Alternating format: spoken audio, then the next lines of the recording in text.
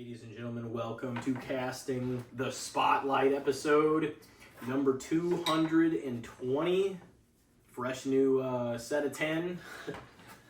Second episode of March. We've been going hard with these solos lately, but we've had some good ones. Had some huge movie reviews to do as of late. Yes. So took a little break, but we'll have him back this episode. yeah, more movies and then New movies, at least. Yep.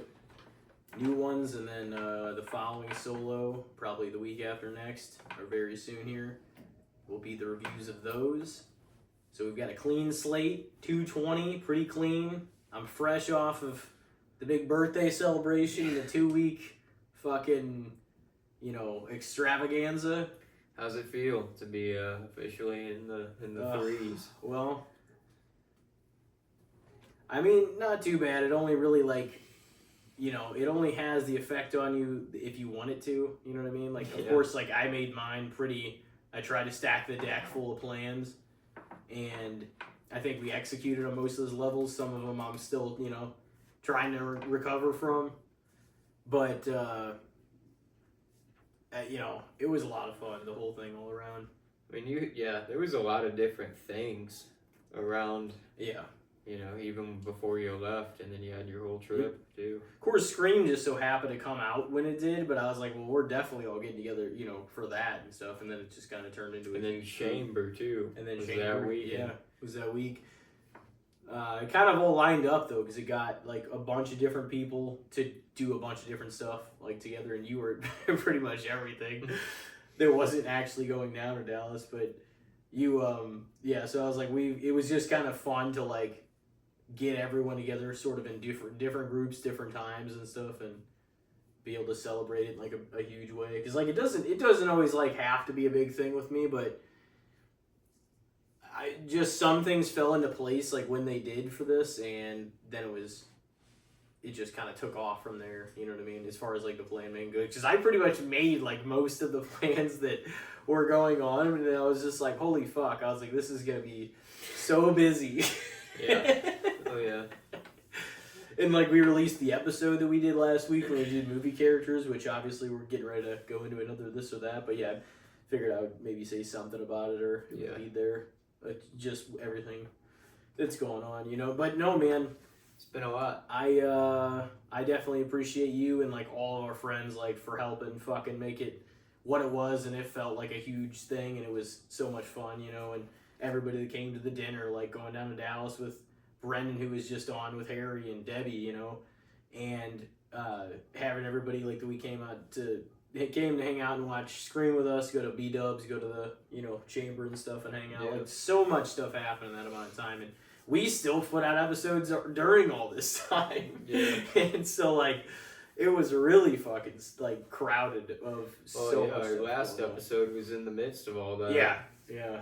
Which is crazy because that movie, I was thinking about that. I was like, that movie characters segment was we really did dig kind of deeper in some of the characters and stuff, and we're like, oh man, this might be a little hard, but once we started going with it and it was man, because these weren't characters you necessarily do all hold in huge high regard. Mm-hmm. So it's some of those characters meshing will be interesting because they're things you definitely haven't thought of. Everybody's thought of Rocky, Rambo, Indiana Jones, Han Solo, you know what I mean? Stuff like that, trying to be which character is better. But going in deep, since we, have watched so many of those movies, it was there was no telling where the list was going to go. No. Yeah, it was definitely a little cooler to kind of try to dig a little deeper into the. That's what it is the second, when you do things the second time around, though, because you kind of do burn a lot of the more notable ones. Can you imagine if we put Indiana Jones versus a lot of the characters on some of our lists this time? He would fucking. So it's you gotta put competitive people with people. It's gotta make it interesting. It does, yeah. So it's I mean, and there's other characters too, Obi-Wan Kenobi, Yoda. They're just huge characters that are some of the greatest of all time, and a lot of other franchises. But it's if they're put up against mid-level characters or a character in a comedy, they're gonna slap the shit out of them. You know what I mean? That was even if you loved that character, you're like, we held are you off kidding me? doing movie reviews and movie characters for a while. It felt like, but by the time we sat down and like did it, like last episode, it was like, oh man, like this actually is really interesting. Yeah. Not that I didn't think it would be, but I was like, I think we set the bar really high the first time around. That was the whole thing. Mm-hmm. Anyway, yeah, should we get going on? Yeah, it's a second time around for this one as well. Yep, and I think you're up to read first. Yeah. Soda. We haven't done this since around the time we did actors and movie characters the first time. So yeah, we're doing sodas tonight. And I believe I am up. So your main soda is going to be the Dr. Pepper and cream. That's my main. Yep. Okay. I can roll with it. Yeah. Because I don't know where I'd rank it, honestly. That's the thing. This list will be interesting because it's not a lot of probably, the top ones are the ones you think of all the time. But so first up, we got Dr. Pepper and cream soda, or we got grape Fanta. I threw that on yours last time, like the one I gave you, because I think I put Fanta orange on there too. That is a little tough because Fanta's got one of the better grapes, Probably the best. Yeah, but the Dr. Pepper cream soda is really good, but it's not like in my top 3 Dr. Peppers. So, yeah, it's tough. I think I'm gonna go with grape soda on that one. The grape soda. Yeah, they're highly different from one another. Yeah. So. All right. Well, next up we got Dr. Pepper and cream soda, or we got RC Cola.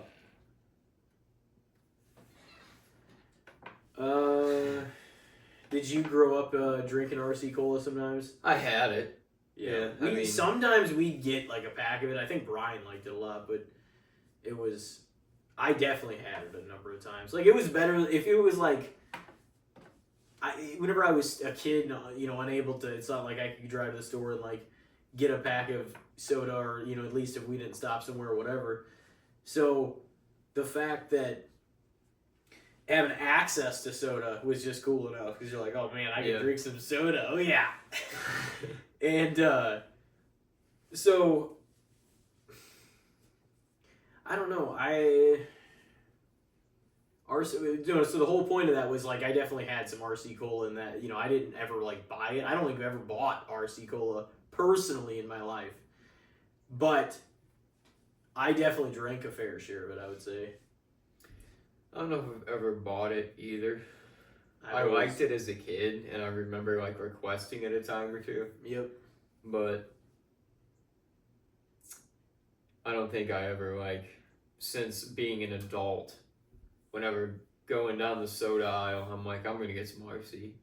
You know what I mean? Or even at the gas station, like when's the last time of all the sodas you picked up that? Never. Yeah, no, I mean, me too. Because, why? Yeah. Some people would, have it if they were going, cheap. But, RC Cola, Pepsi, I've always been more of a Coke person than either of those two, Yeah. It was so bad in, some of the Rams attendance, wasn't it? That their sponsor was, RC Cola. Well, I think they and shit. started, selling their shit there at the very end. That's so bad. So you're going with cream. Dr. Pepper and cream. Yeah, I'm going to go with that. I think it's... RC Cola is almost like... it was drinkable for sure, but it's not like it's... It almost does feel like in a way, like a more watery cola than those other two. Yeah. Doesn't it? It's got Am I wrong? It's like a thick taste too. It leaves something on your tongue and your teeth. You feel a little more. It's like a little more cheaply made for sure. Yeah. Yeah. Pepsi makes that shit stick too. So next up. But I'll drink one still. Yeah. I mean, if it's what's around. Yeah. We got, so it's 1-1. So it's Dr. Pepper and cream soda or mug root beer. Probably Dr. Pepper and cream soda. Mug's like one of your least favorite. No, well, Other root beer. out of A&W, Barks, and Mug, yeah, it's number 3. Yeah. If we had to say that. The best root beer I've ever had still. Hannibal, Missouri, Mark Twain Dinette. I ordered some of that shit. We've talked about that on the pod before. But like, that was like the creamiest, like actually homemade. Yeah, it's like it your was favorite so soda good. of all time. No, it's like one of them though. No, It's couldn't not- say that. It's not number 1. I mean, It's a really good. homemade like. No, well, what'd you think of it? You had some. I know. I gave you I fucking mean, it was several. pretty damn good. Yeah. I enjoyed it quite a bit. They brought me back a mug like in 2009 of the vacation there, like Nana and Papa did, and they're like, "Oh man!" And I was like, "Oh my god!" I was like, I couldn't believe like how creamy and delicious this root beer was. It was. It was so like good. Yeah. it was. I mean, It was it really insane. is. It was definitely the best root beer I've ever had, but it's probably maybe even top 5 sodas of all time, or really probably in there for sure. I'd have to have one now. I think I said 4th. to rate it, but No, I may have even said 3rd. Because the only thing, I put dark berry Dr. Pepper over it and vanilla Coke. But I think it, like, fucking is pretty high up there. Now we're getting into nonsense. Dr. Pepper, you and that shit. No, dude, I'm not going to give up on it. They, like, apparently Mexico's making it. Why can't we fucking make it? Then I gotta travel. I gotta pay to import it here. Yep. And so they can export it here. But, you know, you got to pay extra, and like I would hope that it would be as good. Are you I don't getting know. it shipped to you? I didn't pay for it. I'm saying like I have looked into it. I have. I've looked at all that shit on there. You look at Amazon or eBay or whatever, you're like, oh, who's got it? But they have it on there. Like you just have to. You're gonna pay for. It's going over the border and shit. So. It's like, it's weird though, because I saw like it's these 6 12-liter, like 1 liters or something like that. And it's just way too much. The 1 liter. Yeah. That feels like horseshit. I mean, it's a little like much. Like it's going to be more carbonated though throughout it than the 2 liter, because the 2 liter, dude. The bottom quarter of the 2 liter is a piece of shit. Let's be honest. You just want to toss it out. Yeah. Almost every time. It's always like flat by that time. Yeah. I mean, they're a good deal because they're like a few bucks. You're paying typically, but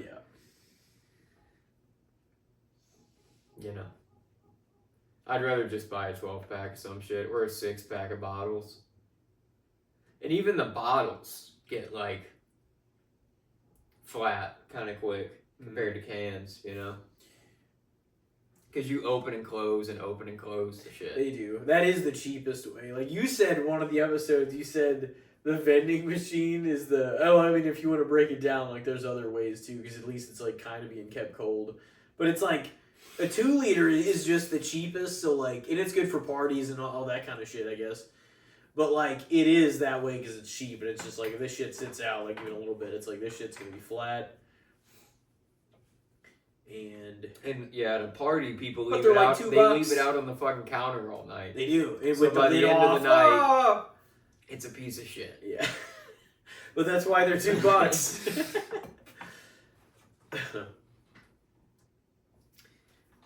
But we went with Dr. Pepper and cream soda over Mug root beer. Yeah, Mug. There was a time when Mug was definitely my favorite one, though. But even considering the Mark Twain Dinette one, Mug would be 4th. I don't know, man. I like Barks a lot too. It is good. I don't know if it's better than A&W or not, always though. get Barks. I love the bite that Barks has, the root beer has to it. Yeah, it's great. I just think of like her Their when Cokes. I think of that soda because she had it at her house all the time. My grandma. Yeah, it was like one of her Barks. sodas. That was a good one. What do you think? What's your rating out of A&W, Barks, and Mug? I don't know. Barks might. Nah. I'd probably agree. At least that mug would probably be the bottom. Even though no root beer's like shit. That's the thing. No, mug's drinkable. It's I've reassessed my Somebody left one out actually at work for us the other day. My dad was like, "I'll take the Dr. Pepper." I'm like, "Okay, I'll take the fucking mug." Yeah, no, I didn't really care about it. I may be mistaken, but I don't know for sure. But I do think that most of the time root beer has no caffeine in it, and Barks actually might. I don't think because if you look, they're almost always caffeine free. Yeah, they're one of the ones that like have sugar, no caffeine. All right, so Dr. Pepper and cream soda not doing too bad. Next up, though, Dr. Pepper and cream soda or Mountain Dew Voltage.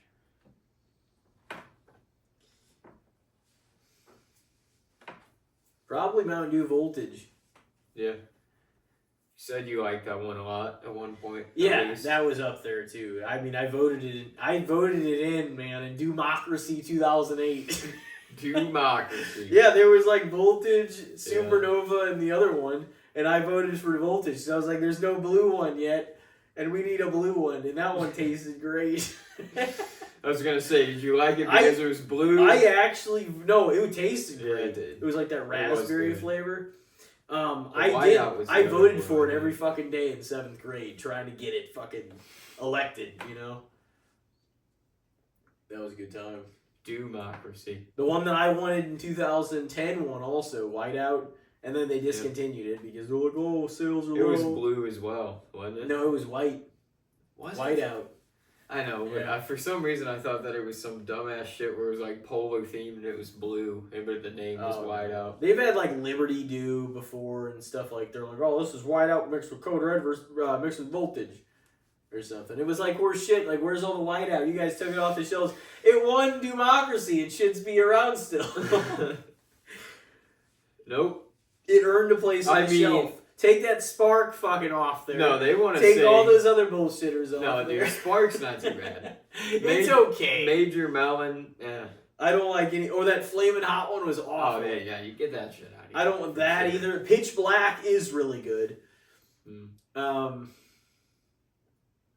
But there are people like the Baja. It's kind of like grape like plum kind of whatever flavored. Yeah. You probably like. Have you tried Pitch Black? Yeah. Have you? Yeah, it's good. No, it's good. It's one that just feels like it's like, oh yeah, this shit's coating my insides though, because that soda's fucking dark. Yeah. And it's like this is not cola dark. This is like it's like blue, thick purple. Some shit. Yeah, it like foams up blue, but it's like a purple kind of dark purple. Some kind of fucking witch's brew in that shit. You eat the witch's brew Kit Kats? Yeah, that's different. That's candy. That's Mountain Dew Pitch Black is good, but it's a fucking concoction. Yeah, it's fucking slaps though, man. So Voltage is what you're going with, though. Yeah. So next up, we got Dr. Pepper and cream soda or Cranberry Sprite. The ones that come out around Christmas time. Cranberry Twist, I think they might be called. Dr. Pepper and cream soda. Yeah. Dude, I love anything Sprite, but I might agree. I don't know, when they used to have as much as I diss Sierra Mist off air, I think that they came out with a cranberry flavor for a number of years that actually was pretty good. Or maybe it was because same exact reason we talked about earlier. I was probably like 8 or 10 and I was like, "Oh man, soda." I was like, "Oh, that's good." Because I didn't really like drink it or buy. I think maybe I bought it a few times, but it's just, I don't know. I mean, I'd also be fine with just having 1 or 2 of those during the season and not fucking, you know what I mean? Yeah. So sometimes it's hard to get through a 12-pack if you really don't like. Even stuff I really like, it just, because like once I haven't said, I'm like, I love Code Red, like Mountain Dew Code Red, but these days, sometimes whenever I get that, I'm like, once I've had 4 or 6 of them, I'm kind of like, yeah, I don't really have a craving as much, you know what I mean, for them. And like, I still really like that soda a lot. They're good for like a 6-pack of bottles. Yeah, Instead of or a 12-pack of cans. I don't know why. I'm like, that's just an enormous amount of that one, and I really do enjoy it. Like, I really like this the Game Fuel Mountain Dews, that cherry one. That's loaded with sugar, but it tastes like so good. A fucking punch to the face. Yeah, you know which one I'm talking about, dude. Like that. Is it not really good though? It's probably got 50 grams of sugar in it. Dude, all those Game Fuels were like, this is Mountain Dew on crack. Yeah. Well, they had to get something in you. And Mountain Dew was even the most of all the sodas to begin with. Yeah. The kids, orange soda has a lot though too. Orange actually might have more than most of the Mountain Dews.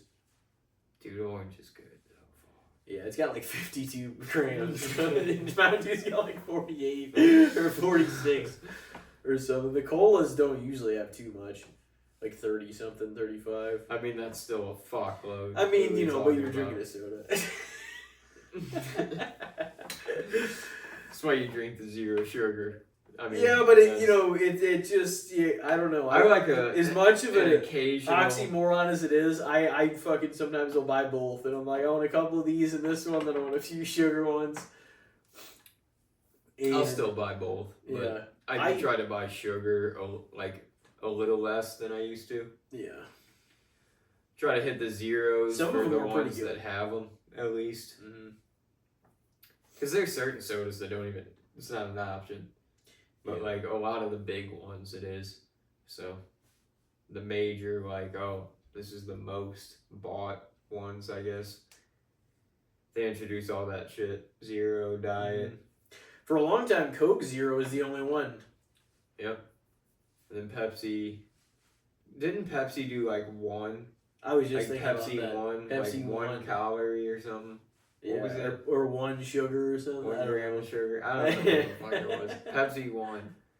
Yeah, it was like a black can, wasn't it? I remember that shit. Pepsi, and then eventually Pepsi Max came out, and I forget like what the hell was different about that. Caffeine but no sugar, maybe. Yeah. Yeah. That was their zero sugar. It was just called Max. Yeah.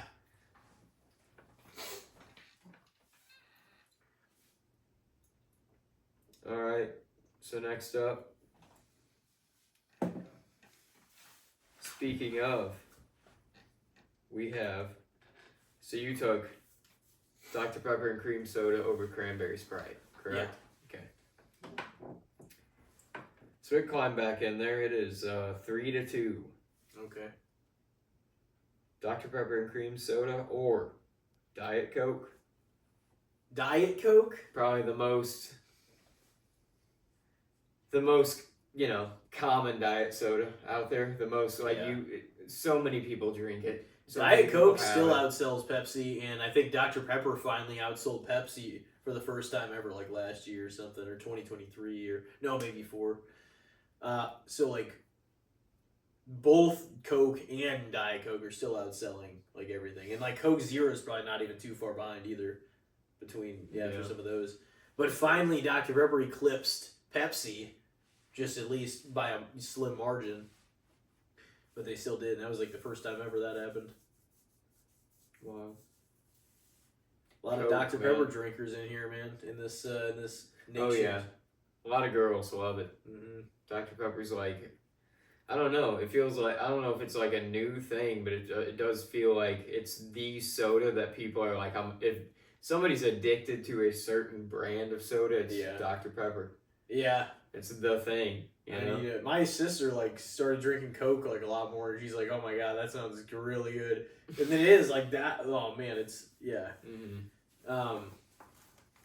because like Dr. Pepper was like, my grandpa. I said this like last time, and like my mom and my sister, like that was their favorite soda for a long time. My grandpa still always buys it. You'll see him with Dr. Pepper, but my mom. Or was it Dr. Pepper 23? Remember they did that shit? Yeah. Is it still called that? What did they try? Yeah, what did they try? I don't even know what that shit consisted of. It was like 23. Cherry vanilla Dr. Pepper came out in like the early to mid 2000s, and that slapped. Yeah. I remember us leaving cans in the woods Fucking Yeah, but I real mean, pieces of with shit. the Cheetos We still did. between our house, it wasn't like there was fucking a squirrel's home in there, you know. Probably was. It's fucking Missouri. What are you talking about? No, but it was more cleared out like since you've seen that area than it was in like those mid 2000s and shit. But I like remember I'm like, who did this? Like I don't know if I did it, but like it was. I remember like what the can looked like and everything, and we all like that because they made the diet one. My mom like was drinking that, and then they buy like their other ones, the cherry vanilla Dr Pepper. And so that's kind of like what the float is. I feel like that Pepsi and Coke came out with. Yeah. You know, you just need to maximize distribution on the Coke cherry vanilla. Like that tastes so good already. Like what are you doing? Like what are they doing? You know. Coke, man, they got a lot of good shit. They do, but Diet Coke, you know. I'm not a diet soda guy. I'll get a 0 sugar. I won't get a fucking diet soda. What's the point, man? some of them still have caffeine. Like Coke still has caffeine. It just I mean, it sugar-free. does, yeah. But it has that aspartame bullshit, too. You know? I don't know if the 0 does. I don't know what the difference whenever it comes to that honestly is. I just know the formula is different, like because they try to get the Diet soda and 0 sugar soda. Yeah. What about the diet? There is a lot of caffeine-free? people that are addicted. They'll say that they're like, my addiction is Diet Coke. They'll still to this day it's say that. too. They Yeah. say that a lot. Like,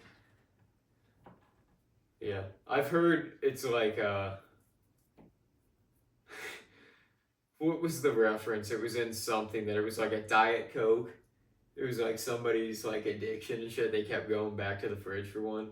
And it's like, oh, I gotta go get my fridge cig. It was like a Diet Coke.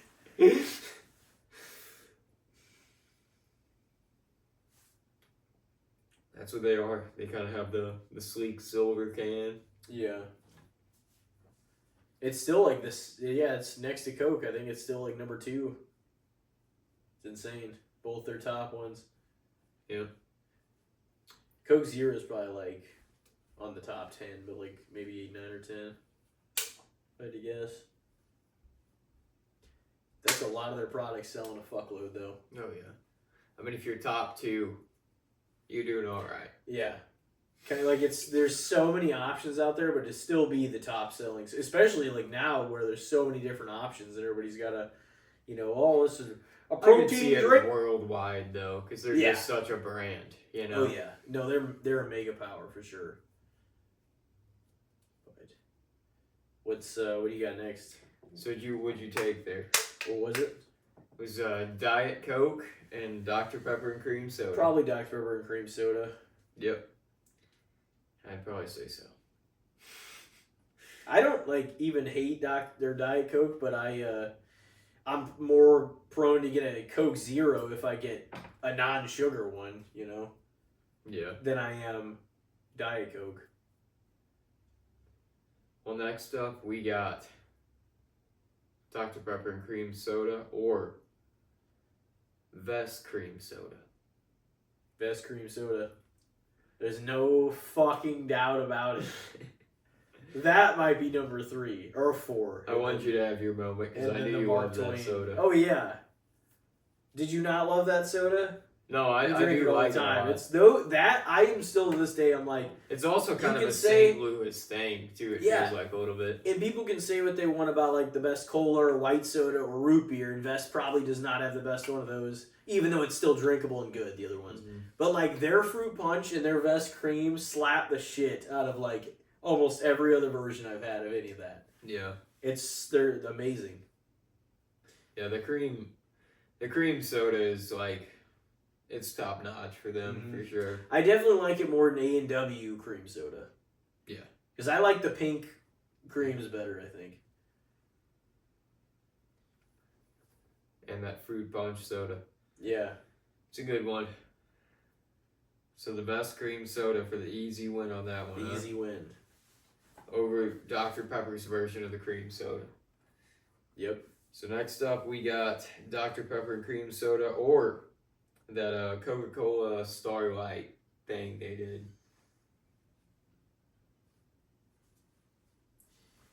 Yeah, that was their first one before they made all those other versions. Mm-hmm. Every like 3 months they were making them in like what 2022 or something. I bought like a lot of them. Some of them were kind of shitty, but that one was probably one of the best ones. However, I don't know if I could have seen myself drinking that more like long term or not if they had it like longer or whatever. It was interesting to try, but you know, Yeah. I think by that merit, I think I'm gonna go with the Dr. I think it's technically Dr. Pepper and cream soda is what that something like that. It's Dr. Pepper and cream. There, yeah, but yeah, it's their version. I don't know. After I was introduced to some of those other ones, like I still really like the original Dr. Pepper and Dr. Pepper Cherry. Of course, you know the dark berry was obviously even fucking more amazing than everything. Yeah. But that's your all time. You're writing them. You're It's emailing close. them every It's week. close. You're like, I think by de facto, Vanilla Coke probably is number one. But yeah, it pretty much. I would buy the shit out of it if they re-released it into stores right now. yeah. But no Jurassic fucking Park movies coming out. I mean, Spider-Man No Way Home. Did they release it the last fucking Jurassic Park? Nope. Yeah, exactly. And I told you, I think it's over. That's beyond fucked up. That's way better than the bullshit strawberries and cream fucking Dr. Pepper. Oh. Tastes like strawberry cough medicine. People must have bought that one more. I don't know. No, they didn't. Oh, we need to make it look like we didn't fuck up. I don't know. And then somehow they couldn't make the dark berry anymore. It's over. Now you gotta ship it in from Mexico. I bet theirs would be pretty fucking good. It probably damn would be. Yeah. But real it's just, sugar you're going to and have shit, to but- overpay because it's, Oh yeah. you know, out of way country. overpay. Yeah. I think it's like 6 1-liters or something like that for like $35. If you wanted to treat yourself like one time, Yeah. you could do it though. Yeah, you could. Oh, believe me, I've considered it.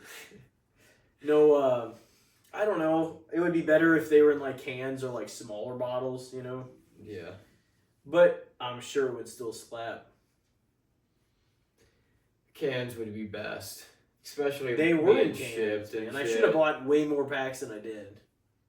Yeah. Should have bought like 50 of them. Being shipped, it'd be best if they were in cans, I feel like, too. But, oh well. I know. Get what you get. It's Just harder to one get with that root beer anymore, it. No, too. watch, you'll buy to get one it, like, from Mexico for like $37, and it'll get shipped in, and then they'll fucking re-release it for like the next Spider-Man or Yeah, some they, shit. they might. They're fucking correlated with my schedule to inconvenience me. I don't know how there's no world where I see strawberries and cream fucking doing better than that. Like, come on, these people are. People love it, dude. No, they don't. They do. They're fucking licking it up Tastes off like the shit. streets, bro. Oh, I can't be that fucking much money. So I what'd don't you know. take?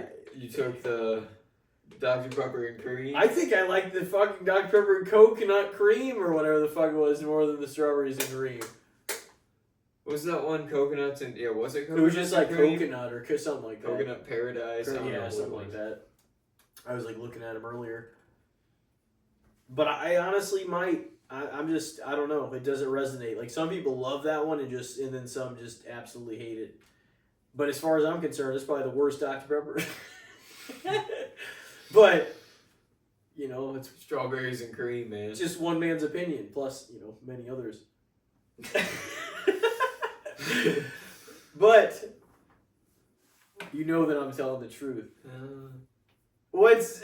I don't know, man. It's still out there on the shelves. That's what. So is fucking Diet Right.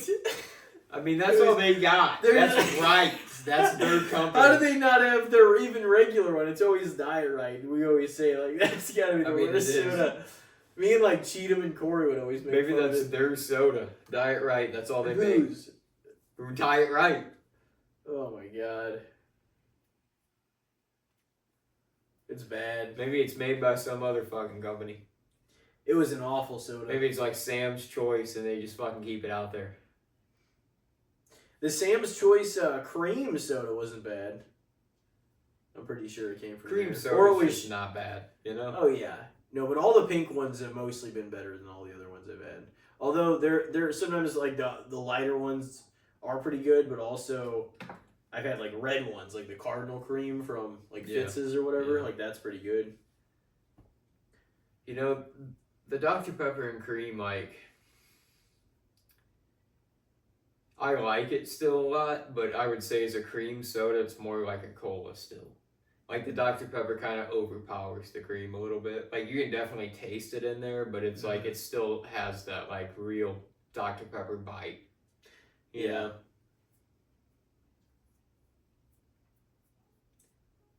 So you taking the cream, or you taking the Dr. Pepper and cream with a Starlight here? Dr. Pepper and cream. All right, well it's doing not too bad here.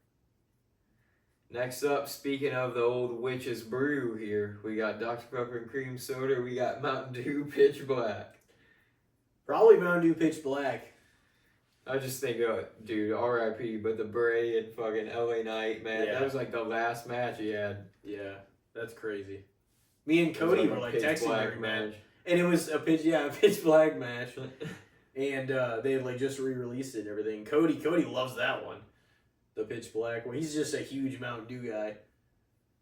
Yeah.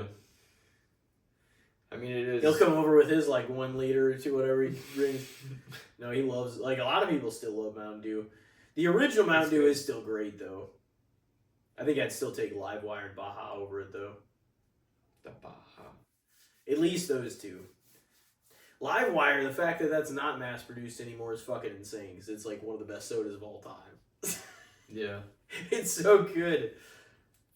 Made with orange juice concentrate. Yeah. With some sugars. Live wire. It's good. And it's a fucking Came out like Motley Crue song, so, you know. Yeah. And it's a AC/DC something, right? They had to use that. Maybe. Feels like such I know thing, it was a Motley Crue song. Yeah.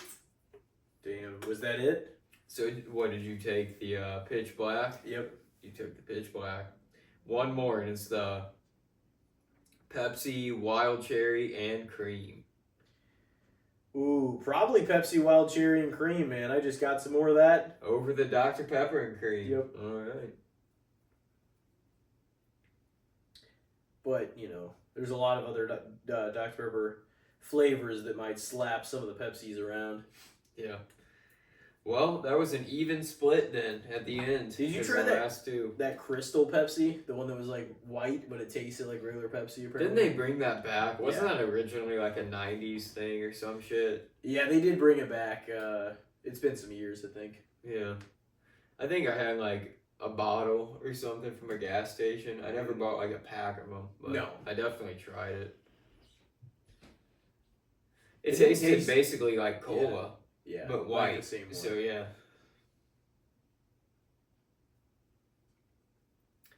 So you took. So it was 5-5. Even split. Wow. For Dr. Pepper and Cream. Alrighty, well, I guess we'll see what we got next.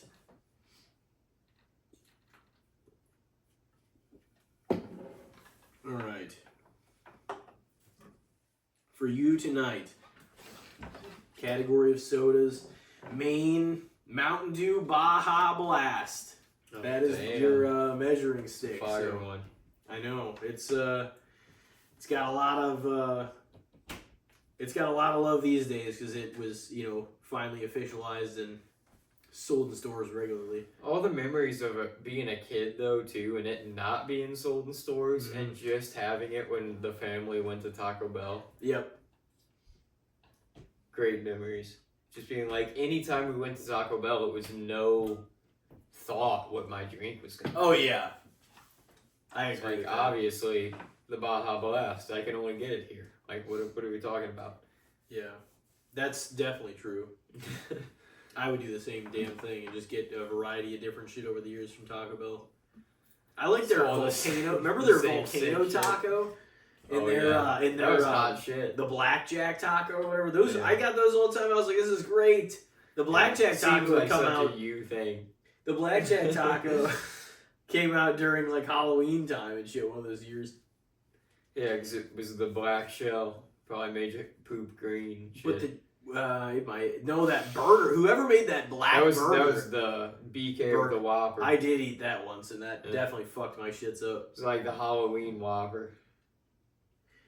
Yeah, that was funny. I worked there during that time, I think, or maybe it did. Right whenever I got it, it was a long time ago. But I definitely had. It gives you like blue shits, stuff like that.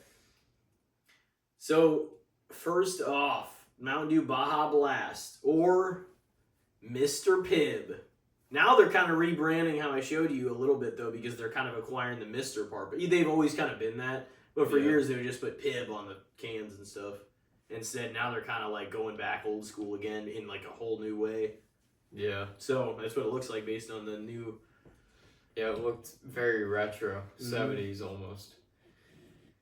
Man, I have a lot of memories again with like growing up with Pibb. It almost felt like it was like it is almost Coke's competitor to Dr. Pepper.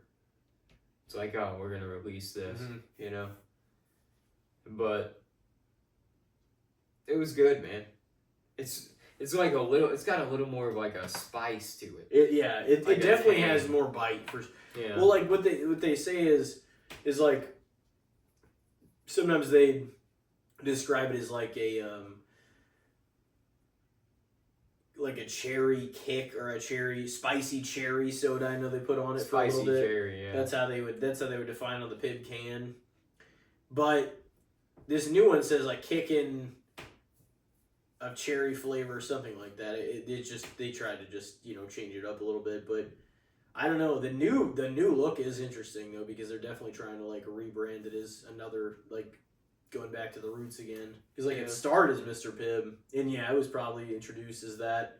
I think there was also a thirst like for a different kind of drink,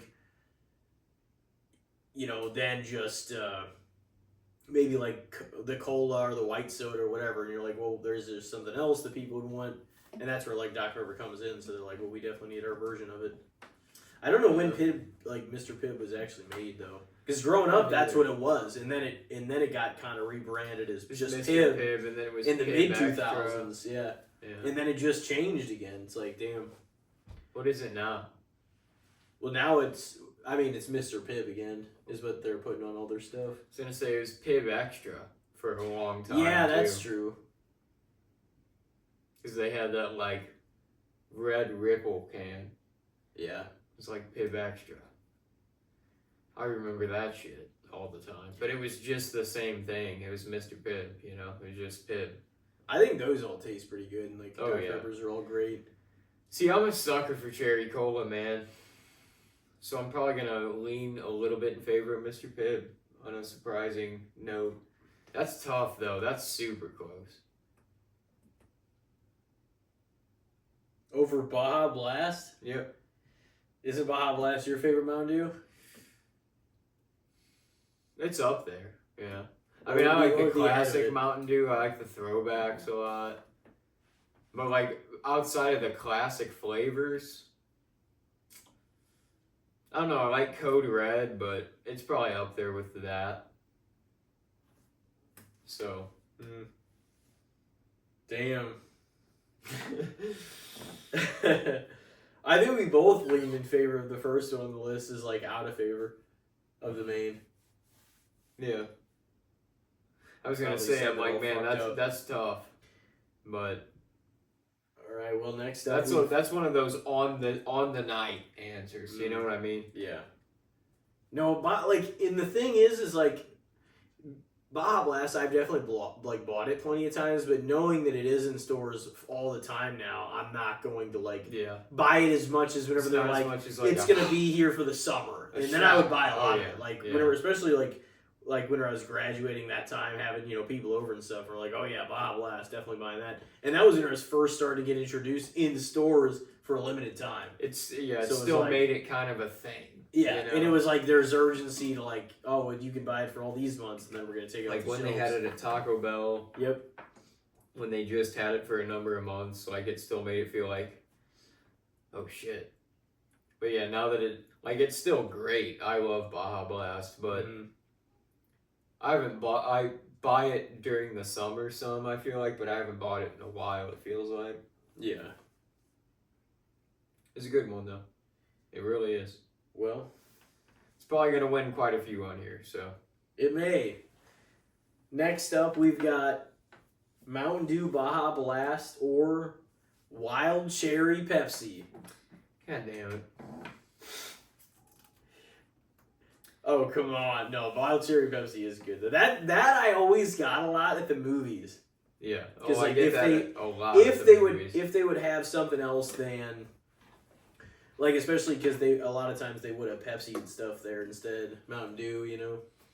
I am like I said, a sucker for cherry sodas, man. They're good. But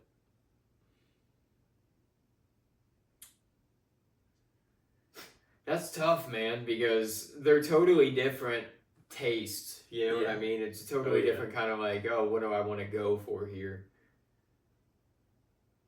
Yeah, one of them is like the citrus summer like tropical drink. Growing up too, I have a lot of nostalgic memories with Wild Cherry Pepsi because it was like Tyler's favorite soda growing up. Yeah. So we had it a lot.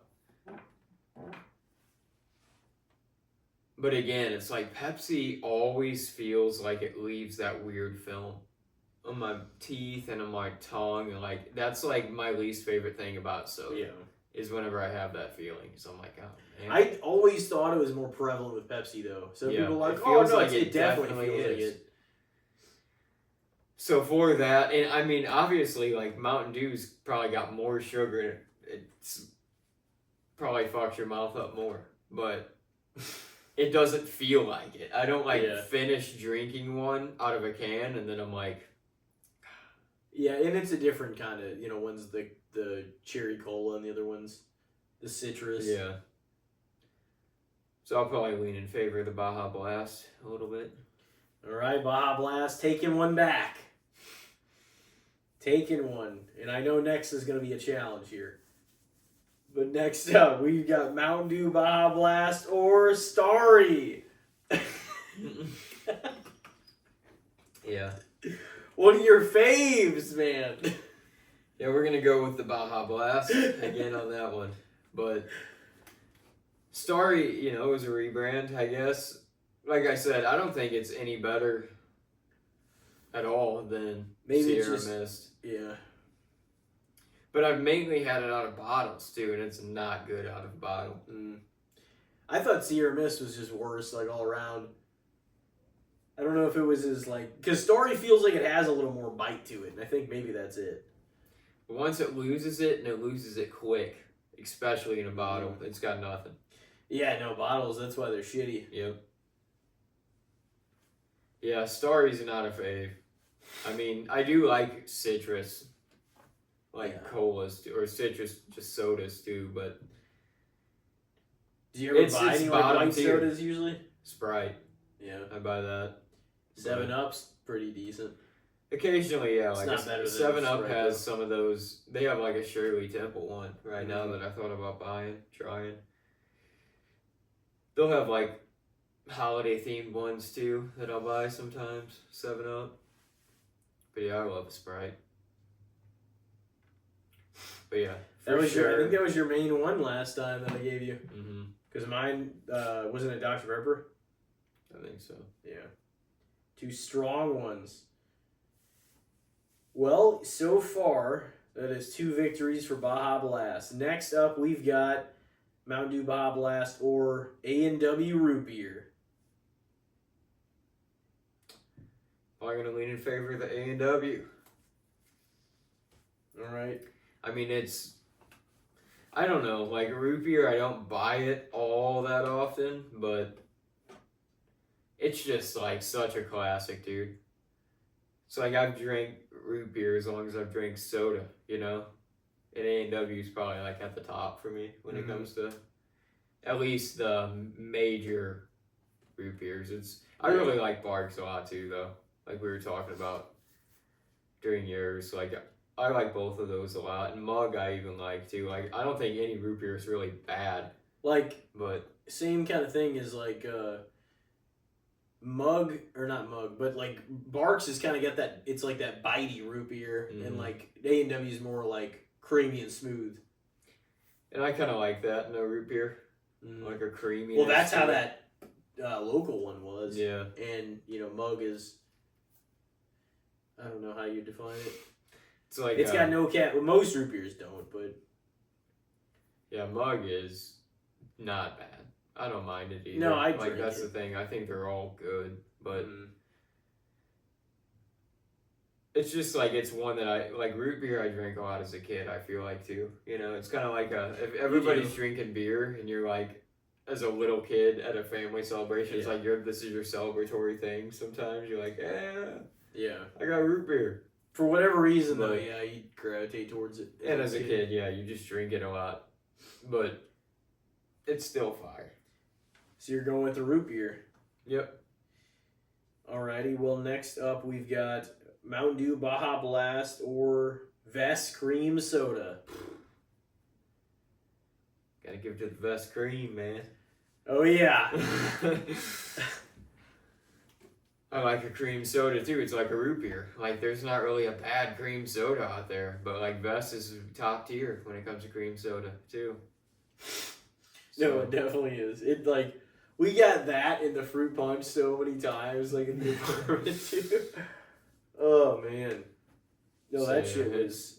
It's a little again, it's an entirely different thing, but there's not a bad root beer. There's not really a bad cream either, but like you pick some of the best of each. Both of those. So Vest Cream Soda. Oh yeah, it's top tier. Yeah, I would probably agree on that one. Now versus A&W root beer, it's close. I don't know, but the Vest Cream Soda is like that's one of my favorite of all time. Like period, any type of soda. So right now the competition is winning over Baja Blast after a strong 2-1 start. Now it's 2-3. All right. Next up, we've got Mountain Dew Baja Blast or a family member, Mountain Dew Voltage. I'm gonna lean in favor of the Baja Blast on that one. Yeah. Oh yeah, I would too. I mean, Voltage is good. Most of the Mountain Dews, like we were kind of talking about some of the weaker ones earlier and stuff, but Voltage is one of the better ones, but Baja Blast still just kind of has, like I said, like taste a little bit of that going to Taco Bell with the family as a kid, getting it out of the fountain. Like that was the only stop you could get it. Yeah. Still get a little bit of that, but also it's just got like it's its own kind of soda entirely, Nothing is like a Baja Blast. Tastes kind of like summer.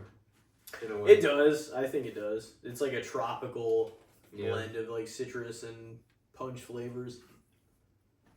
But yeah, it kicks so much ass. That or Live Wire. Voltage is good though. Voltage is, man. But it won a Mountain Dew election. From you fucking voted every day. You probably gave it 218 votes. I think there was more than that voting. But no, I definitely voted on that thing. Like, I would do it every day at keyboarding. I would, like, go on there. Keyboarding class, 7th grade. Fuck keyboarding. Right. Yeah, that was a shitty class for sure. It was such a, like, oh, we need to wear our keyboard. Cover up the book. Yeah, like, cover up the keys. We're taking I hated that, honestly. Yeah, that was horrible. You gotta remember it. Like, motherfucker. And now it's just so natural when I'm typing on like the laptop and stuff. Yeah. I don't even think about it. But like at that time, I was like, this sucks ass, dude. Oh yeah. Next up, we've got right now at this moment we are 3-3 with Baja Blast. So next up we've got Baja Blast or Dr. Pepper. Classic. Damn, just straight up. Yep. Man. It's kind of a tough one. I didn't see that one necessarily coming, you know? It's as if it was so regular, Dr. Pepper. Oh, fuck! I'm not answering it. Fuck! No, I know what you mean, though. It's like, oh. I think I'm going to have to give it to the doctor on that one. All right. Yeah, that's tough. It is. Certainly It's tough. a different kind of thing again. Totally different kind of flavor, but... So right I buy now, Dr. Pepper. I do buy Dr. Pepper semi-regularly. Yeah. You know? And right now, it is 3-4 out of favor Baja. Next up, we've got Mountain Dew Baja Blast, or the Elite Oh boy. RC Cola. I was gonna say you might actually mean that, or Yeah. this might be a pile of poo. Oh man. Yeah. I mean, I think we know what's happening here. Baja Blast is taking the win. Oh man. Like I said, RC Cola. I drank it some as a kid. I requested it a couple times. You know, I wanted to think I liked it. It's One of those not. things, It's but- drinkable, but it's. Oh yeah, it's not. It's not like. Yeah. Again, though, it really like Coach or shit. It tastes cheap. If Yeah. you took a sip of Coke and a sip of that, you'd be like, yeah, that's definitely down a level. Yeah. It did. It felt a little. It is drinkable, though. It's better than, like, if you're going to get, you know, probably, like, a lot of the store brand colas. It's better than almost all of those. But it's not better than... I bet it's not better than Vest's though, but that's a local brand what, too. like Vest Cola. Yeah, I bet the Vest one's pretty good. I tried those growing up. I don't really the cola I haven't had in a long time, but we definitely drank the root beer also, and probably like the Mountain Dew I version. drink the orange. Sometimes Yeah, the that one Best too. Whistle. or That one's whatever like it was. not bad. We would drink that too. But yeah, I'm giving it to Baja Blast in that one. All right. Next up, which is certainly no pile of poo. Certainly not. We've got Mountain Dew Baja Blast or Vanilla Coke. Oh boy. It's your top dog over there. Yeah. It's definitely the soda. If this is what it's merited by, it's most certainly the soda I've bought the most in my lifetime. Yeah. It is From the really, store. really good though, because it's like, it is Coca-Cola. It tastes like Coca-Cola still, but it has like a creaminess to it. And it stuck around. Like everybody, it's still almost at most of the stores, and it's always at gas stations. So people buy Yeah. that a lot. Cherry Coke, obviously, a lot. I'm a sucker for the creamy cola, man. Yeah, it's so good. Yeah. And it definitely is that. It kind of feels like it was one of the first variations for Coca-Cola as well. You know, it's like probably that and cherry. Yeah. But yeah, Vanilla Coke is, it's kind of like Coke's cream soda in a way. It's not cream soda necessarily, but it is like a creamy Coke. Yeah. And the thing is I think that formula is done to perfection. Like it's Yeah. great just the way it is, because it's not. You still get that Coke flavor mixed with the vanilla like perfectly fucking ratioed. Mm-hmm. You know.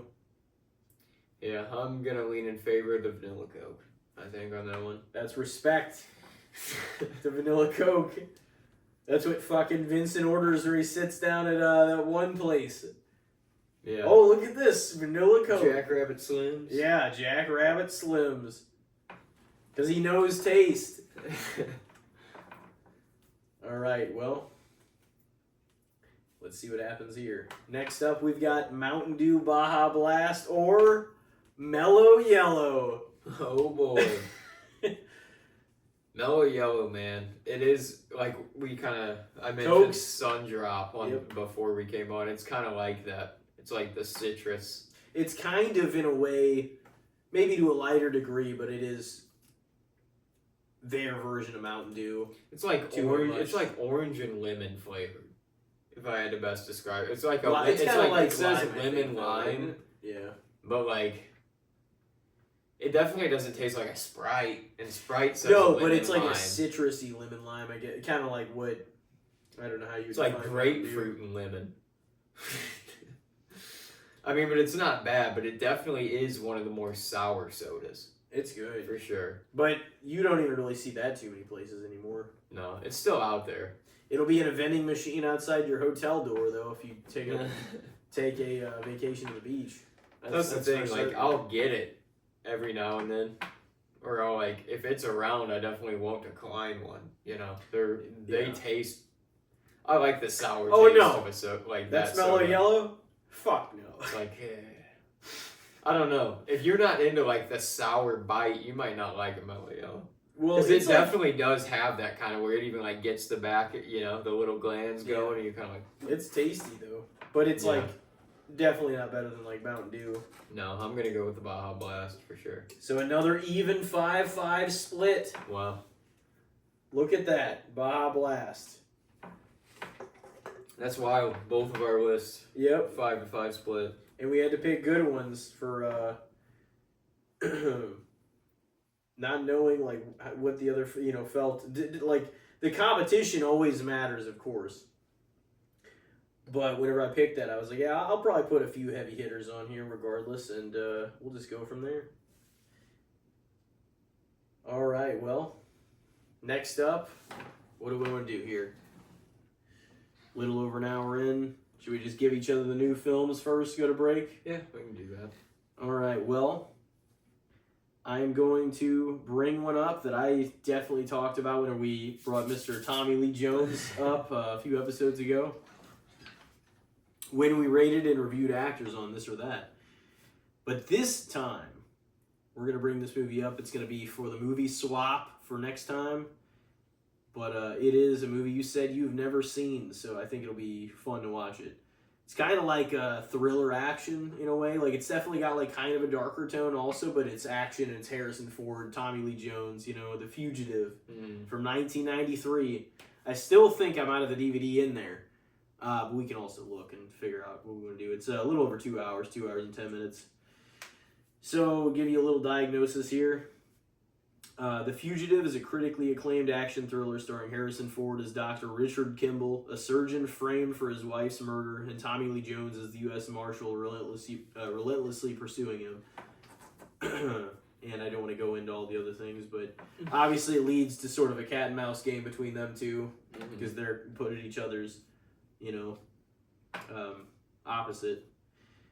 But it got some nominations. It's rated extremely high on all the big ratings like Rotten Tomatoes, IMDb, and such. I would say, and of course looking at this a little more openly too, is obviously Harrison Ford's known for being Indiana Jones and Han Solo a lot, but like outside of those, this is like one of his biggest movies, and I really think like his acting, like this is absolutely one of his best performances. Yeah.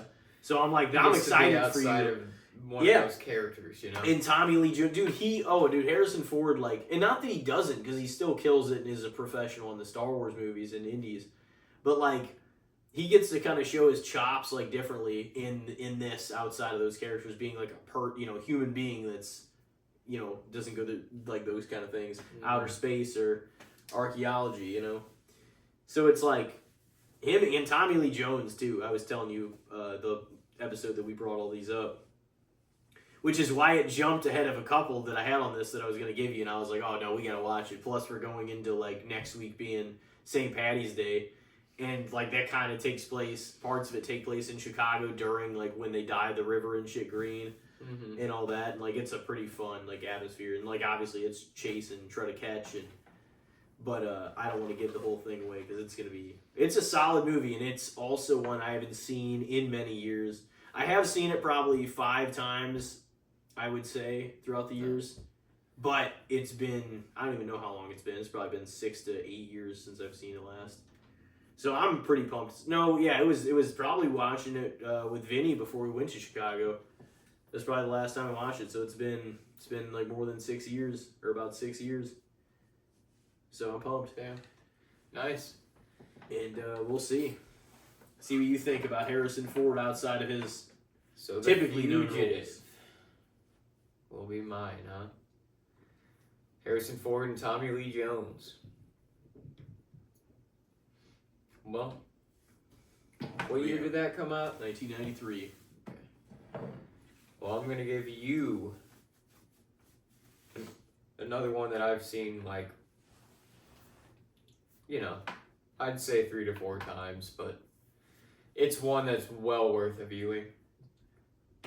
David Cronenberg's The Fly from the 80s. It's technically a remake, but it's certainly the best version of that story. The little synopsis here is: scientist Seth Brundle completes his teleportation device and decides to test its abilities on himself. Unbeknownst to him, a housefly slips in during the process, leading to a merger of man and insect. Initially, Brundle appears to have undergone a successful teleportation, but the fly's cells begin to take over his body. So it's just like throughout the film, he kind of just deteriorates into like this insect-like being, basically. The Fly. It's really like Jeff Goldblum's fucking show, though. Was there a Fly made like in the earlier decades? It was in the 50s. Okay. Yeah, with Vincent Price. And so this one's like the 80s? And this one came out in 86. Yeah, Okay. it's Jeff Goldblum is the lead. And I've never seen the original either. You watched the original, I'm guessing? Yeah. Yeah. But I mean, yeah, the 80s one it's good. It's like definitely more in depth. There's 80s elements to it, but it's like, it is a horror sci-fi classic for sure. It's like it's probably, I mean, for sure to me at least, Cronenberg's masterpiece when it comes to like his movies. Yeah, I'm definitely down to watch it. That'd be fun. Yeah. The Fly. Yeah, I've never seen any version of it though. Yeah, I mean, they're both worth viewing. Like, I like the 50s creature feature kind of films too, because like it's just a very different kind of experience though, you know? Yeah. Compared to what they could do with like even prosthetics and practical effects in the 80s compared to what they could do in the 50s. You know, in the 50s it was like putting on this sculpted fly mask that was like the length of what they had. Yeah. In the 80s it was like him bubbling up, like transforming into this fucking creature, you know? Yeah, where they could like do a little more by then. And I just like Jeff Goldblum too, and it's like this is just very much like a showcase of him. It's a lot of his performance. You know? It sort of leans on. Gina Davis is great in it too. She's like the female lead.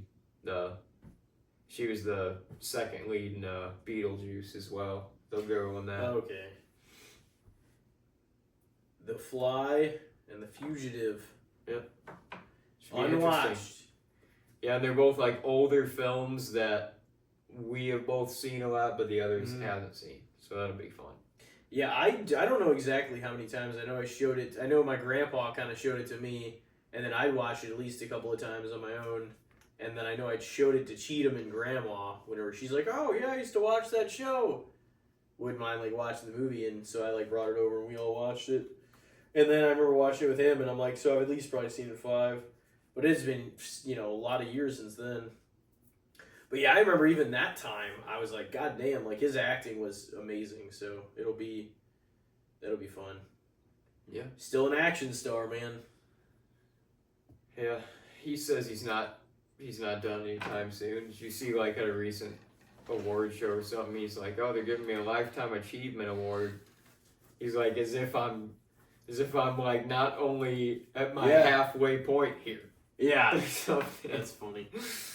No, dude, he's still going, and he takes care of himself, and he's in pretty good shape. So like, hopefully Harrison sticks around and does some more movies for the time to come. Yeah, he might be done with the Indies and the Star Wars, but he's sad. Still got some other. It'll be interesting to what he gets into in his like some of his latter years. Indy's such a great character, though. I mean, Han was too, but Indy's just like that's his he was a legend with that, you know. Yeah, it's so His there's thing. nothing like those are so like sick of movies, man. Yeah. Indiana Jones. Well, I guess we should go to break here. Come back in with the good, the bad, and the shits. Do the wrap up. And we got some movies to look forward to for next solo episode. Yes. So, we will be right back, ladies and gentlemen. Stay with us. Ladies and gentlemen, we are back from our break, and it is time for the good, the bad, and the shits. The rounds we have tonight for you. Would you like to go first?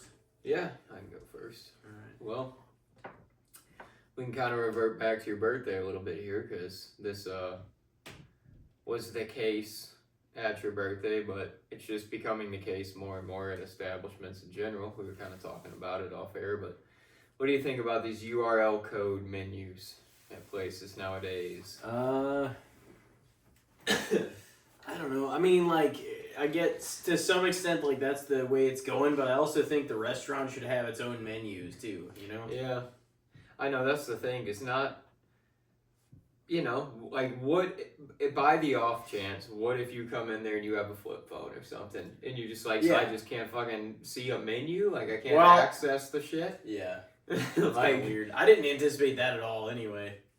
But just going to the URL codes. Yeah, I think you should have physical menus regardless, you know? And it's like, how much are they? Use the same ones for a fucking while anyway. yeah. You know what I mean? It can't be that much to where you have I know, they put it in the laminated. My opinion is you should have it as you can have it as an option, but also you should have physical menus. Yeah. Because everybody's not. They should have the URL code at the table, because that way if the place is busy or whatever, What if and you it just- takes the waitress a minute to get to you, you can, like, maybe you can tack something onto your order or something, but... Mm-hmm. What if you want to go get something to eat? You know, you just broke your phone or some shit. Yeah.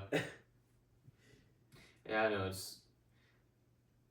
it is kind of strange that a lot of, like, some places feel like they're moving to, oh, we're just gonna do this now, and it's like, yeah, most everyone has smartphones, but not everybody does. Either. Yeah, and So honestly, it's like, some people are choosing not to have them because they don't want to have all Yeah. the apps and the social media shit and everything else. and it's like, you got menus. Like, if somebody really didn't have the smartphone and couldn't do it, you could bring them a menu. Like, you gotta have something for a situation like that. But it's like, if that's the case, then just fucking give everybody a menu. Just don't be like, well, nope, you gotta figure it out. You gotta scan that shit. You gotta click the link and do it. It's like, well, why, if you're right here showing me how to do this shit, why couldn't you just take the order? And that's kind of ridiculous that that would be the only way you could do it with the code thing. Yeah. Because then you end up with 8 tabs. Yeah, or it feels a little silly to, like, because it's not what people are used to. It's like, then they're sitting there explaining the process to you, and it's like, instead of doing this, you could just hand us menus and then took our order. And it's like, now you're explaining this new shit that's confusing as fuck, and nobody, it's like, it's adding another element to the night. Nobody planned on it. No. I certainly didn't. Yeah, it was just kind of... So the URL code thing? Yeah, just having that at restaurants or bars or wherever, where it's like, oh, if you want to order, scan this. I'm not going to say it's very modern. It is modern. I'm not going to say that it's... But I do think for that to be your only way, that's kind of ridiculous too. Like, you've got to have, you know, oh, okay, well, we get some menus back here, you know, something. Like, it seems like if that's the only way, that's a little bit ridiculous too. It is. So I'm going to say a little bit overrated.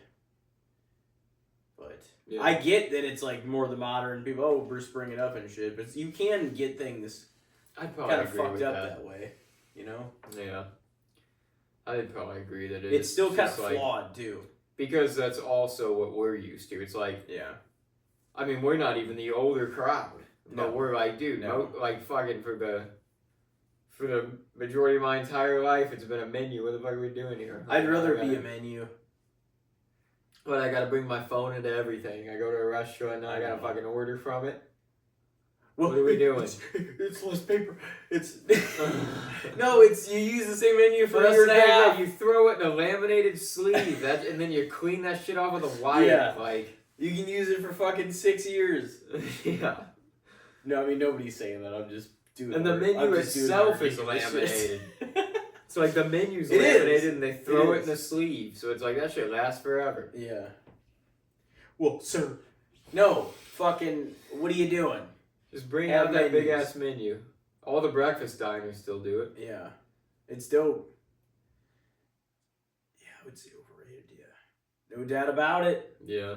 I mean, there's conveniences to the modern technology of ordering. Like, if you're going to do fast food, it's nice if you can place a pickup on your phone and then just go to the pickup area and park your car and get your order. That's nice. Yeah. Because then you don't got to go through the process of having to go in or go through the drive-thru and, like, I think wait it's ridiculous. Order. It's like you can just do it ahead of time. If somebody does pick up in the store, though, and they get, like, an item or two. It's like, yeah. You can't complain about this shit when you know you could get your ass in here and get those things and leave quick. Like, if you're getting 20 things, like, I get it. You want it all to be ready for you, or if you do drive up or whatever. Mm. But it's like, why? And then get impatient. I coulda. Yeah, you shoulda. Yeah, you shoulda got it yourself. What the fuck are you bitching about? Been in there and out of there by now. Yeah, they always say that. Been waiting on the guy. Oh, have you been fucking looking for your shit? You could fucking go get it and check out with it. That is. See, I don't know. It's annoying, man. But I get why that exists, and I'm not saying it's even a bad thing. I'm saying, like, those people, especially the ones that get impatient because they're not ordering even a sensible amount of things for it to make sense to do a pickup order. Yeah. There's my candle here. What the fuck? It's like, the aisle's over there. You can go grab it. There's and check the fuck out. Yeah. I don't get it. Like, they're not the fucking smartest bunch of people, that's for sure. I mean, it's also, I feel like, just they want the convenience, and two, the least amount of. They shouldn't have gotten out of their car. Yeah, if you're doing a pickup, that's what I mean. Like, what are you that's doing? The dumbest thing I've ever heard of. Here anyways. That's the dumbest thing I've ever fucking heard of. Like, people, yeah. And then sometimes people find their way up to the other end of the store anyway, and they'll be like, "Oh, it's like," they're like, "Is this where?" It's like, no, it's not where pickup is. Like, what do you mean? How did you get yourself to the complete wrong part of the store? You walked around way more than if you would have shopped for your thing. Yeah. So I don't know. That's kind of funny though. We both know. But I do think those are stupid. Like, you should be. Like, what are you even getting out of your car for? It doesn't even cost anything different to get it just delivered to your window. Or in your trunk. I know. It's. Why would you even get out of your car? Which is crazy, but dope. Yeah. So nice. So it's so stupid. And then get in there and bitch about the time, you know. And I mean, I don't even do that, the drive up or anything like that. Oh, I do. But it's just like, no, I mean, like, I don't actually do it. Or no, I haven't done drive up, or I haven't actually performed the drive up duty before. So, but I'm like, I've also kind of get it from that. But I'm like, wouldn't it just be more comfortable if you could drive there? Oh, your shit's ready. All right, bro. Bring it, take it to your car, then load it up. You can take off. You don't even have to get out of your car. Just scan a code on your phone and comes back to fucking codes. You sign some shit and then gets put in your trunk, and then you just get out of there. Yeah, it goes back to the code on your phone. Did we? Yeah, of course it does. I didn't get mine yet, did I? All right. Well, next up, what do you think about Cody Rhodes in a main event at WrestleMania 4 years in a row? Is it too much at this point? I don't have a problem with, here's what I'll say. I don't have a problem with Cody Rhodes being in this match, and I think Rhodes versus Orton is the match to happen, like, at Mania. It's what fans have wanted for a while. And even if he's champion going in, like, that's whatever. it's the way that we got there now that it's like... Yeah, I agree. This is just... That's like this build to Mania, man. It feels like they didn't know what the fuck they're doing, even going into Chamber this year. They have, like, not a lot of sight into booking this Mania. It's fucking 6 to 7 weeks out of Mania.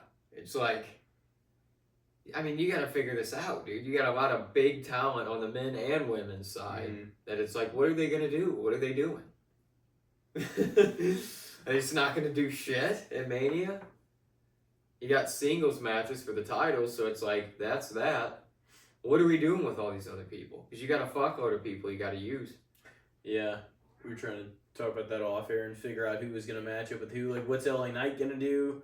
What's Gunther gonna do? And then you said it'll be Oba and Brock, you think? Yeah, and then like women's too. It's like, what are you doing with Io? What are you doing with Tiffany? What are you doing with Asuka? What are you doing? Like, they're saying this is gonna be probably 14 to 16 matches, which is a lot. So it's at least 7 per night, maybe more than that. So I mean, there might be more than usual. Yeah. I mean, or at least it's probably going to be a fair amount of matches on both the men and women's side, I guess. Just, but and even if it's a stacked card, which it's gonna be exciting. The card will be, but it's like at this point, it's almost inevitable that the build is going to be lackluster. Because we're already not there with a lot of this shit. And we're not that far out. I mean, we got a minute, but it's like Gunther and LA Knight literally haven't even barely been on TV the last couple weeks. It's like, what is happening with these guys? I will say, it's like whenever we watched Chamber, though, and it was dope that Orton fucking won that thing. It's just crazy that in turn, Cody just flips around and beats Drew on SmackDown to win the title. Yeah. And I'm not saying... it's like what you said, the way to get here. But an Orton-Cody match, I've always thought, did sound awesome. Yeah. Like, it sounded like... And some people, I've already seen them debating it. There's a crowd of people that are favoring the Orton-Cody match over the Roman Reigns and CM Punk match. I mean, here's the thing. I feel like WWE... I don't know if they did this on purpose or if they just fucked him over. But they've put Cody Rhodes in a position now to be John Cena. He's going to get booed. Kids are going to love him. Randy Orton's going to get cheered over him at Mania. Yeah. That's going to happen. Yeah. It's like... people want to see it. Dude, that was awesome that Orton won that Chamber. Awesome. Like... he needed a big win like that. It was cool. I don't have anything against Cody. I like him enough. I think he's a great face for the company. I've said that before. Like, he makes sense as being that guy, He fits the role. And he's good at it, He can take that on. He's a good face for the company for sure, but they almost inevitably put him in this position now where he's going to be this guy. Like, people on a lot of the wrestling pages I follow are already calling him, like, Cody Hogan and shit. Yeah, I saw that too. So it's like, I don't know. I don't even know what the reaction for him is going to be moving forward or how they're going to book this or what they're going to want to do about it. But it is what it is now because they wanted to get to this. I think they didn't even decide that. That's what I'm saying. They didn't decide that shit until probably fucking Elimination Chamber. And they're like, how are we going to get here? Let's just have fucking Drew fuck him over in the Chamber. And we'll have Randy beat him there. Yeah. And then we'll have Nick Aldis get so pissed, be like, you're fucking putting that title on the line this week. And then Cody will beat him. It's like, well, no, because he just got beat in the Chamber. He did. So that was fucking worthless. For Cody to even, been in it. And it's worthless for Randy to have won it. Because it's like, he won it, sure, he gets the shot, but it's like, the guy he pinned to win that shit is the champion now. Yeah. Snaked it. There is definitely flaws in the build to it for sure. It doesn't mean the matches can't be great, and I think they will be. Honestly, those are two pretty stacked like main event matches for the men's side. Yeah.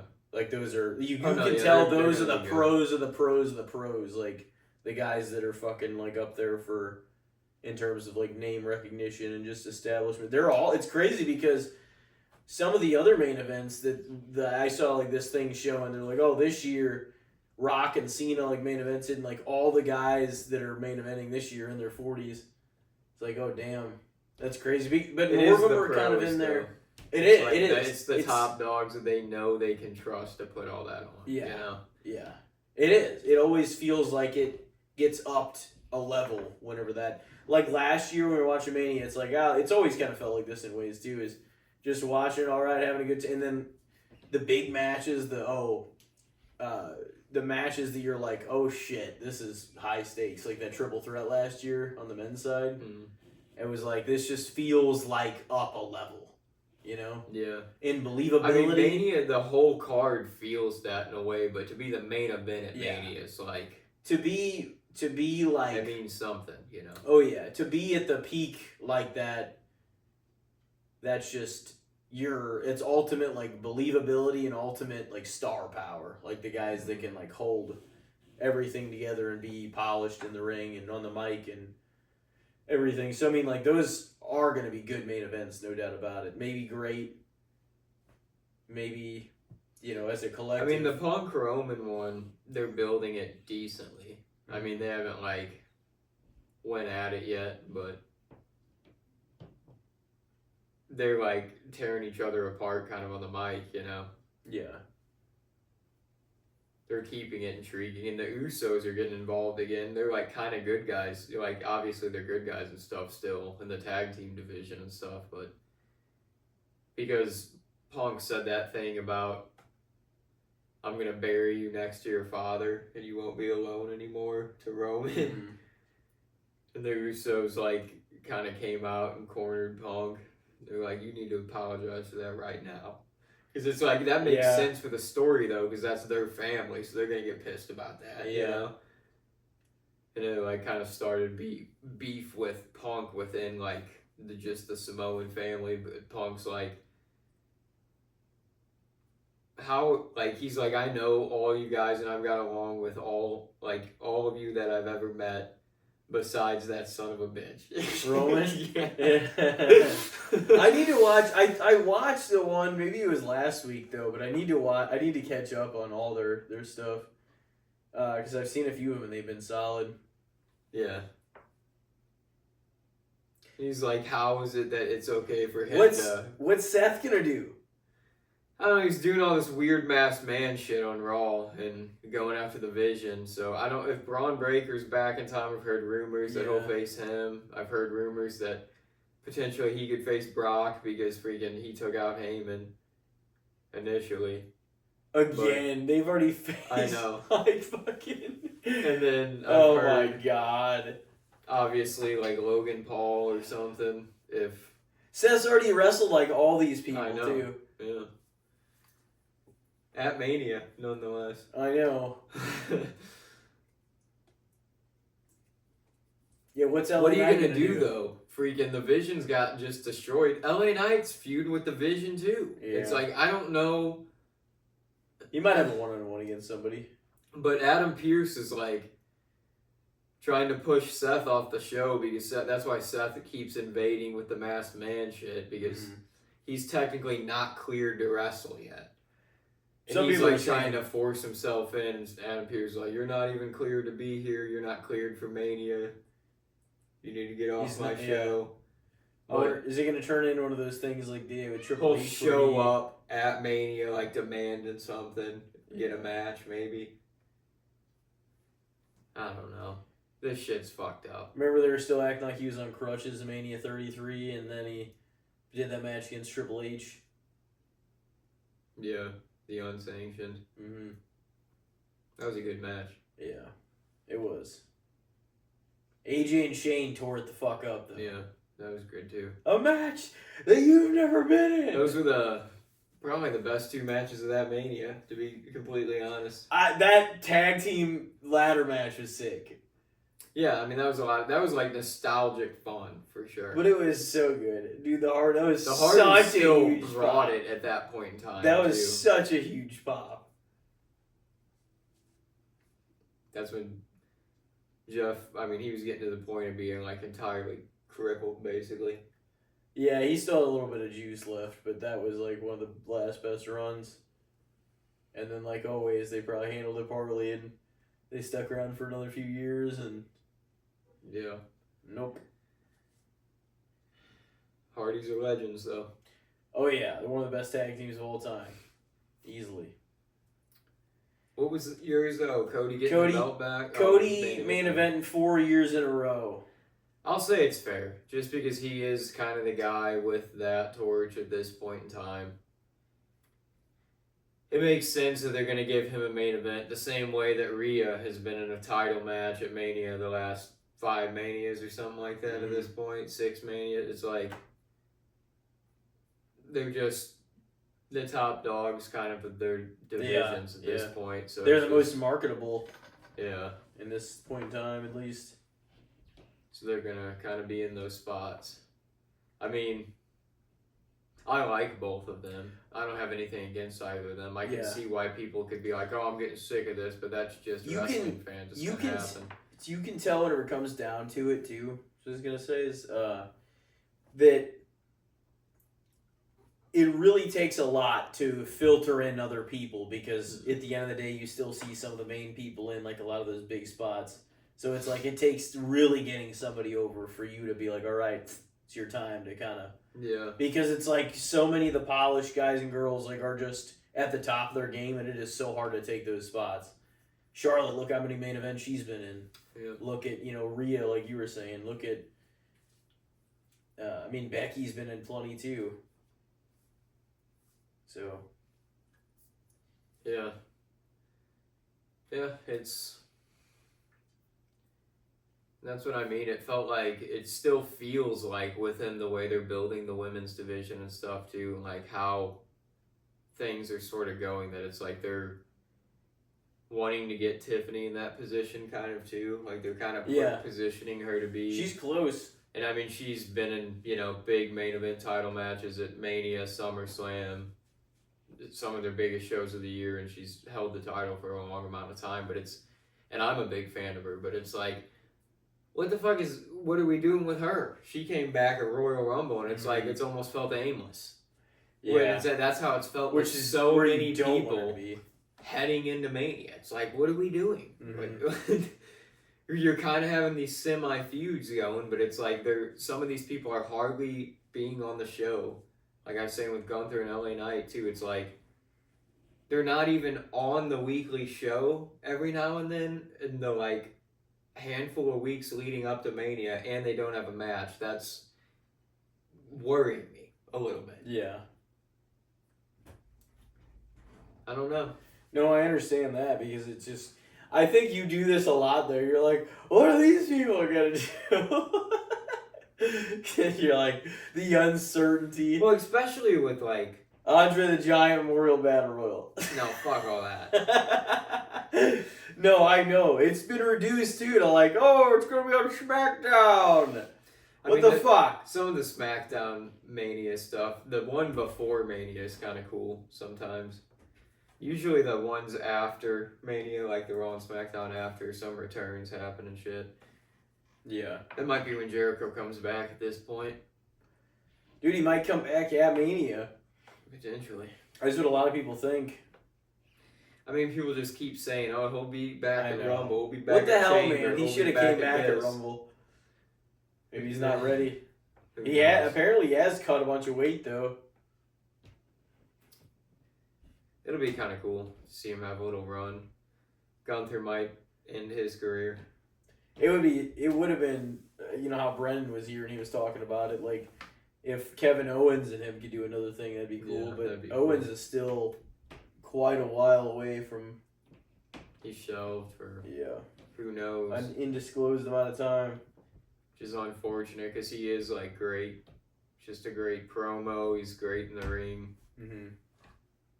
he's a good, reliable worker, you know.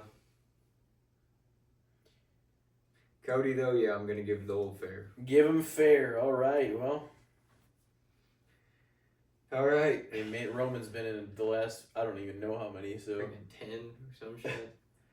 The last one he did main event was that one with Drew that he had, like, that was for non-title. Yeah, the year that it was 35. it was announced kind of late. Was it? Yeah, maybe. Yeah. Where it was announced kind of late because he had leukemia and then he got worked into everything. Yeah. That was 35. He's been doing the shit ever since. No, he wasn't around at 36 though either, because that's when everything got shut down for COVID. And he didn't come around because he was more prone to shit, because he was still taking whatever. So he wasn't at 36, but 37 is when he did the triple threat. He with definitely should have had a match. I'm pretty sure he did. At 36, he might have. Yeah. I don't remember. I remember a lot from around, the Thunderdome shit. But, like, Drew was champ. That Mania. Because he beat Brock. Yeah. That was Braun Strowman and Shane in the steel cage. It was Edge and Orton in the last man standing. But it was all at the PC. Remember, it was all like... Yeah. The Thunderdome, pal. All right, are you ready for your next one? Yep. Well, we were kind of watching stuff about it off air, but what do you think of Maxx Crosby's value to a team? Oh, I think Max is definitely worth a lot. Yeah, it's kind of wild, the situation with the Ravens. I don't know what really happened there. Like yeah, they were about to put that into signing, and then all of a sudden they kind of flipped around. And not just that, but got a deal done with Hendrickson. Yeah, Trey Hendrickson. Trey Hendrickson, yeah, the Bengals. I know it's within division. Well, it's what something are they about doing? the physical or something like that. But I know the Bengals are just... They're gonna get wiped. I feel bad for Joe. He might not I be do healthy too. again. No. All these killers in this division. T.J. Watt. Miles Garrett, T.J. Garrett. Watt, and Trey Hendrickson Yeah. is who he's going against. And he goes to an opposite in division team rival. It's like, good God. They just never do anything. Make any move. It's just like, come on. But Maxx Crosby's value to a team.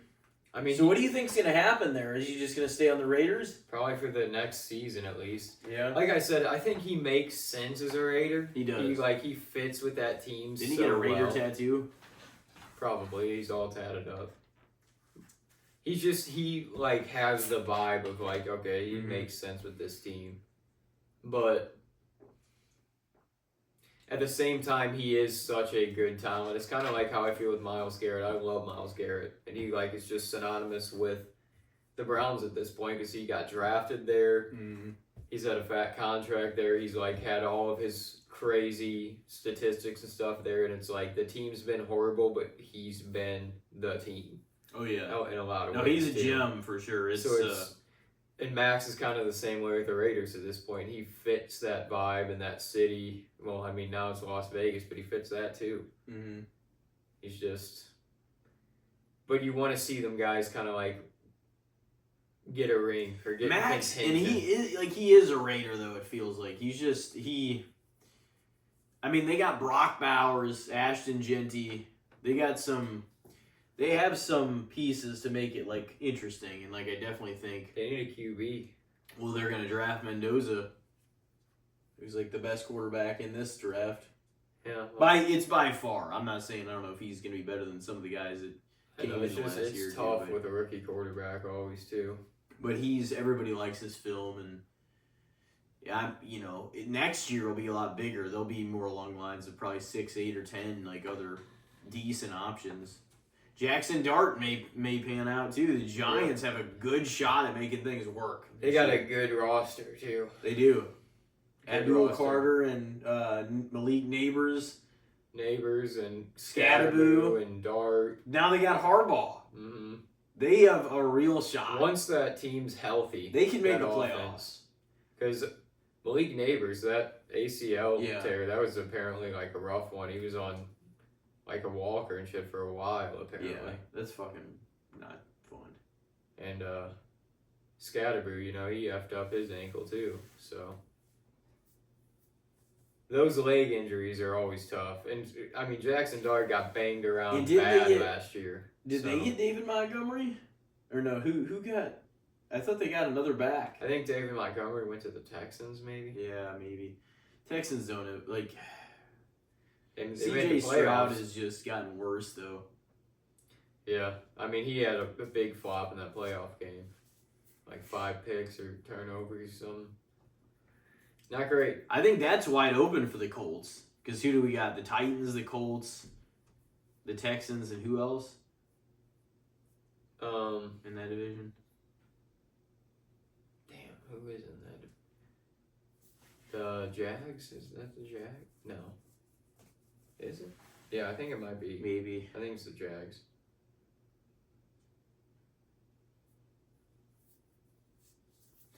Yeah, the Colts had a good thing going for a while, and then that's when they're like, all right, we're calling Phillip Rivers. 44-year-old. Hey, he got a couple things done though. That was fine, but it was almost kind of like, though. Let's inspire the guys, but it wasn't gonna. I don't know about that. Yeah, it'll be having them kind of having the Giants have their roster back and having the Colts kind of have their roster back. It'll be interesting to see how those teams pan out next year for sure. Mm.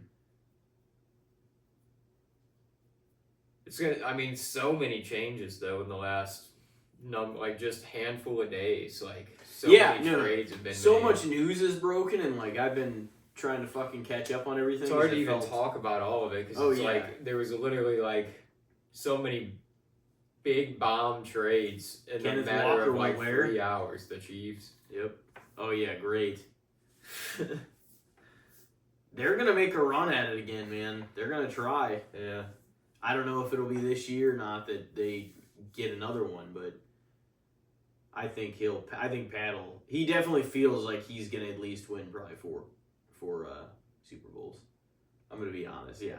He's got another one in him. Feels like he could, yeah. Within the next 5 years, he's gonna win another one. I mean, yeah, I'd give it. He might. There's a good chance he wins. Like, and then I mean, if he did, Travis Kelce would absolutely be edging out of his prime time. Oh yeah, no, for sure. But he's already won 3. That's insane. Yeah. And Travis, it's probably his last year. Yeah. Since he signed back on for they're gonna make a run at it. It'll be interesting. Yeah, they traded away Pacheco too, so I don't know who else is over there. That's why they had to get Walker. But yeah, Maxx Crosby, man, he's like Myles Garrett's my favorite defensive lineman player, but there's like a handful of monsters. Maxx Crosby is the identity of the Raiders right now. Yeah. That's the thing. It'd be hard to see him go somewhere, but at the same time, it'd be wild to see him. Like, as a Raven, that would have been crazy. He would have fit that, too. He's got a... that team fits him as well. Yeah, I would agree with that, too. He's got a colorful personality, though, and he does make a lot of sense being there. I'm going to go maybe a little bit underrated. Yeah, his overall value. Because I also think he's like a leader in there, too, and people like listen to him and... You know what I mean? Yeah, he seems like he's like kind of a get in your head wild animal on the field, but he's like actually a pretty smart, chill, mindful dude. If like off the field and if you're on his team and his friend, you know. Like I've seen him, acting like that guy on the field, the quarterbacks and stuff, but then on the sideline with whoever's on his team, he's just chatting up. Oh, yeah. I got another one for you. Alrighty. So we talked a little bit about it briefly earlier. Of course, we both think it could be a little excessive, but what do you think ultimately about Daniel Jones's contract for? I thought that I had read $88 million, and then they're like, well, with incentives and everything, it's $100 million. Could get to So likely, million. yeah, it'll be that much.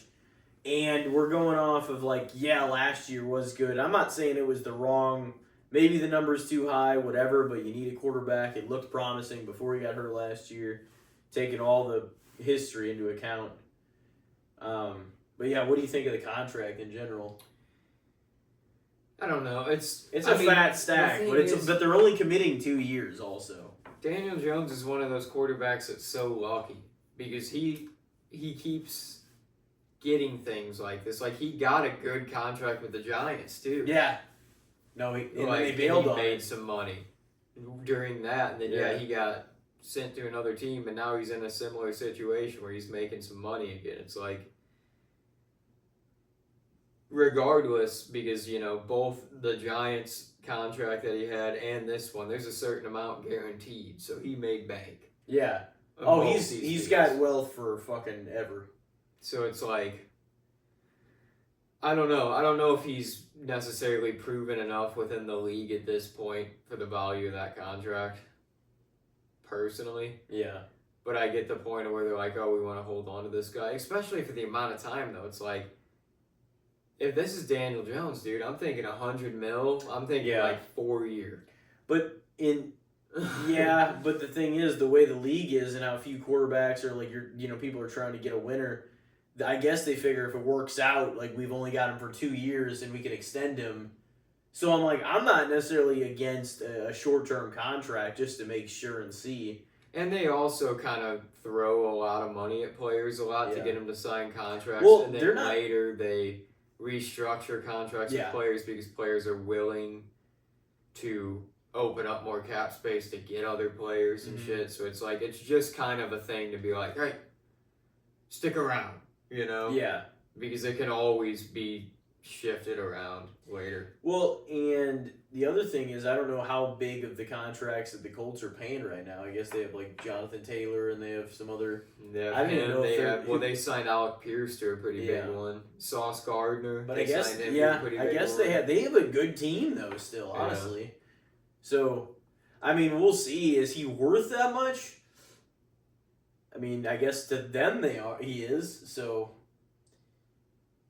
Yeah. I don't know, but I don't disagree with let's sign to 2 years. And the money could have been done differently, I guess, but I don't disagree with if they feel like they can do it and make it work. It's like, okay, well. I hope that he's a Sam Darnold, man. I hope he makes everybody kind of eat their words, and he does do it, because it's like, it just kind of is proving everyone wrong. It's proving all the standard norms of the league wrong. It's like, it's not these players' faults, dude. It's the fact that it's these teams' faults. These teams have hapless franchises, and they give up on players way too quick. Yeah. So once these players get on teams that are actually worth half a damn, they end up doing something. The Jets are they're in fucking a ruin, a pit of hell. Yeah. A shitty asshole. Yeah, that's where the Jets have been. For 16 years. And when they have a good team, bad shit happens. It's just how it goes for the Jets, always. Mm-hmm.